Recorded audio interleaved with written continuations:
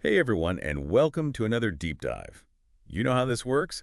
You send us some sources, we dig in, and together we pull out the most interesting, most useful stuff. Exactly. Today we're taking a look at the Socratic method. Oh, interesting. Yeah, this one's been requested a bunch lately. Makes sense. It's a classic. Right. And we got a really fascinating source from one of our listeners all about it. Cool. What's the angle? It's all about how one teacher completely transformed their classroom using the Socratic method. Uh-huh. Like went from kids just zoning out to like full-on engagement practically overnight. Wow. That's pretty impressive. It is. And the source goes into detail about how they did it too. Well, I'm all ears. I'd love to know more about that. Okay, so first, just a super quick recap. Yeah. The Socratic method. What is it, really? Basically, it's a way of teaching where instead of just lecturing or giving answers, you use questions to help students figure things out on their own. So less like, here's the information, and more like, let's discover the information together. Exactly. It's about guiding them on a journey of discovery rather than just handing them the destination. I like that. A journey of discovery. Right. Okay, so the source talks about this teacher, right? And they started using the Socratic method.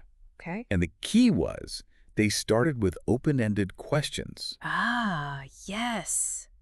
That's crucial. the kind of questions that don't have one right answer. Precisely.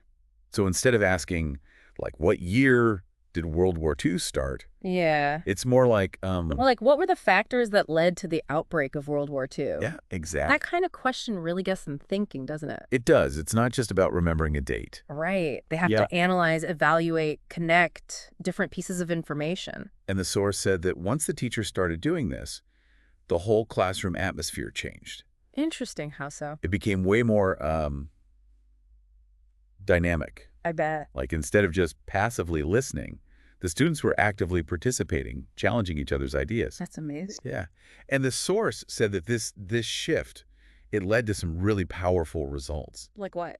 Well, for the students, it was like their critical thinking skills just exploded. I can see that. You know, they were analyzing, evaluating, forming their own argument. Higher order thinking skills. Exactly. And they were so much more engaged, so much more curious about learning. And I'm guessing it wasn't just the students who benefited. You're right.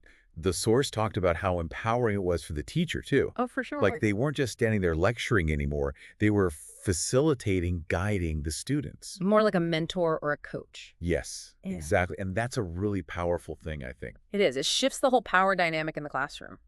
So to kind of bring it all together, this deep dive has really shown that the Socratic method, it's about moving away from that traditional passive learning. Right, where the teacher just pours knowledge into the students' heads. And instead, it's about creating a more dynamic, engaging, inquiry-based learning environment. Where the students are active participants. And as you continue thinking about the Socratic method, maybe ask yourself this. Okay, Think about something you're trying to learn right now, or maybe something you're struggling with. got it.